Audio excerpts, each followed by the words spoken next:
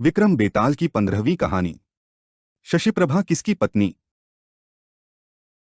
हर बार की तरह राजा विक्रमादित्य फिर से बेताल को पेड़ से उतारते हैं और उसे योगी के पास ले जाने के लिए आगे बढ़ते हैं। इस बार भी बेताल एक नई कहानी राजा को सुनाता है।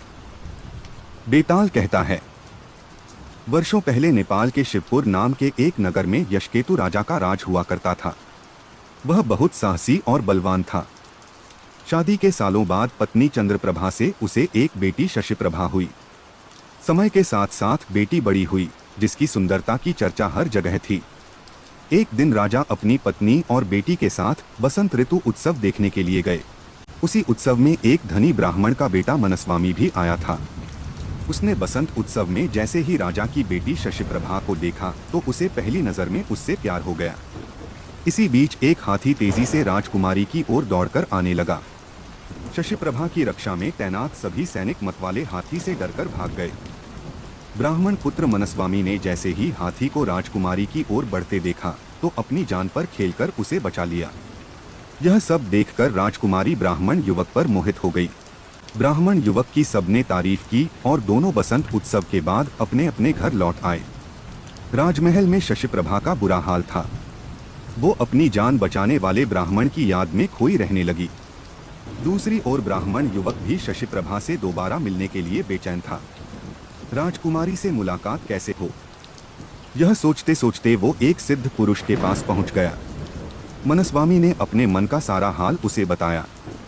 सिद्ध पुरुष ने सिद्धि के बल पर 2 गोली बनाई। एक गोली उसने ब्राह्मण युवक को मुंह में रखने को दी। मुंह में गोली रखते ही युवक एक सुंदर सी युवती बन गया।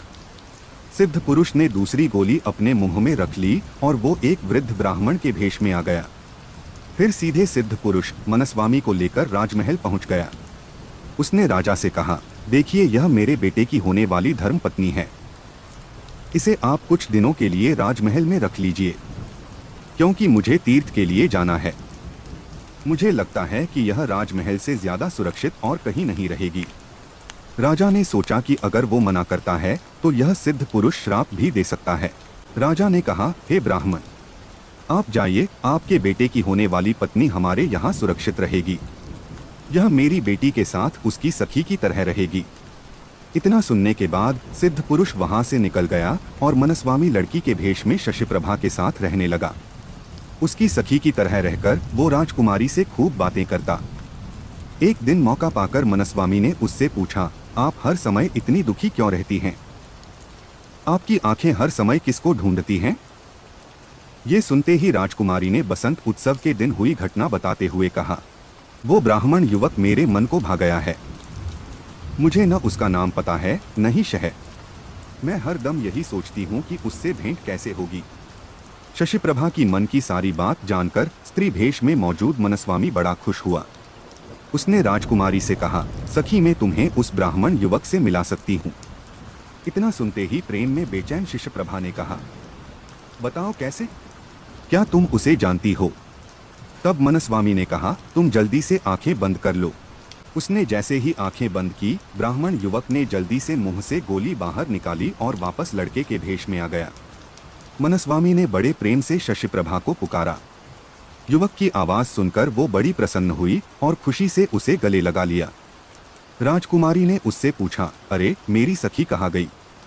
यह सुनते ही मनस्वामी ने सारी बात बताई और गोली मुंह में डालकर दोबारा स्त्री बन गया।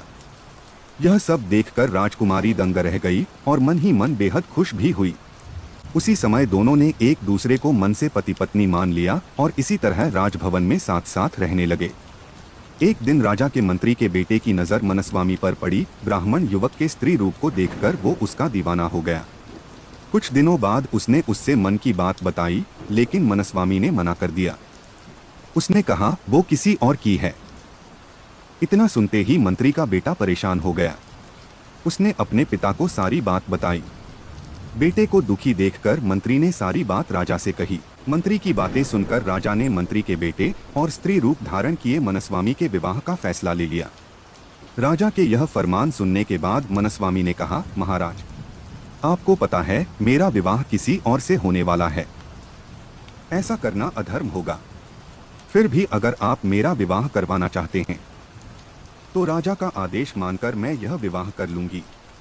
राजा बहुत खुश हुआ और दोनों का विवाह करवा दिया। विवाह होते ही मनस्वामी ने मंत्री पुत्र से कहा, तुम्हारी जिद की वजह से मेरा विवाह तुम्हारे साथ हुआ है, वरना मैं किसी और से विवाह करने के लिए इस राज्य में आई थी।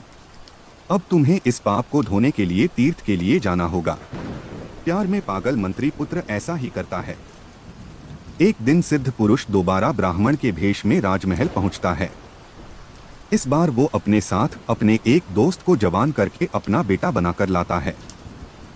ब्राह्मण राजा से पूछता है, मेरी बहू कहाँ है? मैं उसे अपने साथ लेकर जाना चाहता हूँ और अपने बेटे का उससे विवाह करवाऊंगा। इतना सुनते ही राजा ने सारी कहानी उसे बता दी। सिद्ध पुरुष बहुत गुस्सा हुआ। राजा ने उसके श्राप से बचने के लिए कहा, देखो अब जो हो गया उसे बदला नहीं जा सकता। हाँ, मैं अपनी बेटी से तुम्हारे बेटे का विवाह जरूर करवा सकता हूँ। इतना सुनते ही सिद्ध पुरुष राजा की बात पर सहमत हो गया और राजा ने सिद्ध पुरुष के दोस्त जो उसके बेटे के रूप में महल पहुंचा था, उससे अपनी बेटी शशिप्रभा का विवाह अग्नि को साक्षी मानकर करवा दिया। इसी बीच मनस्वामी वहां अपने असली भेष यानी पुरुष रूप में पहुंचता है और शशिप्रभा को अपनी पत्नी बताता है।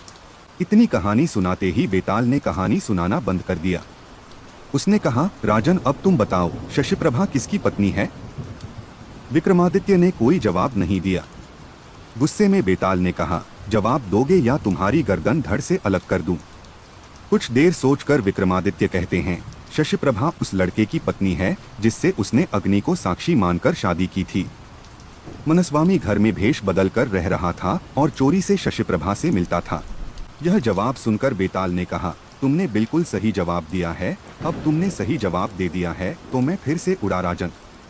ऐसा कहकर एक बार फिर बेताल दोबारा पेड़ पर जाकर उल्टा लटक जाता है। कहानी से सीख, छल कपट से किया गया प्रयास असफलता का कारण बनता है। विक्रम बेताल की अगली कहानी। दगड़ू के सपने सुनने के लिए हमारे चैनल में जाएं और वहां से अगली कहानी का आनंद उठाएं।